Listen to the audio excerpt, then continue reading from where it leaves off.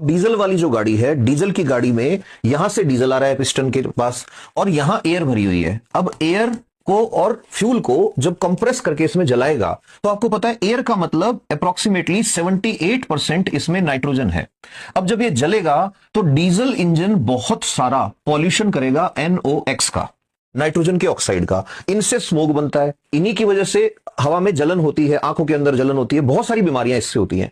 तो अब BS6 standard जब आए तो अब गवर्नमेंट ने रूल बना दिया कि कोई भी डीजल की गाड़ी NOx जो है उसको कम करना ही पड़ेगा। तो इसको कम करने के लिए एक तरीका निकाला। तरीका क्या निकाला कि 32.5 ग्राम यूरिया लो और 100 ग्राम पानी में इसको घोल दो।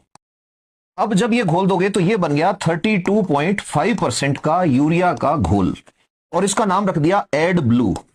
और इस एड ब्लू को इंडिया में कह देते हैं यूरिया टैंक।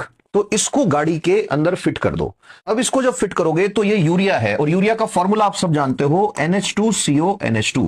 जब ये यूरिया गर्म होता है तो ये टूटता है अमोनिया में और CO2 में, यही यूरिन में होता है। तो कई बार क्वेश्चन आता है आपके एग्जाम में कि यूरिन में बदबू किसके कारण आती है, तो वो बदबू अमोनिया के कारण आती है, लेकिन आपके यूरिन में निकलता यूरिया है।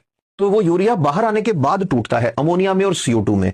थोड़ा सा जोर आएगा लेकिन भीड़ से एक कदम आगे जाना है, तो याद रखो। अब ये अमोनिया जो है ये NH3 ये टूटा, इससे निकला यूरिया टैंक से, ये जुड़ेगा NOx के साथ और अब बना देगा नाइट्रोजन और वाटर।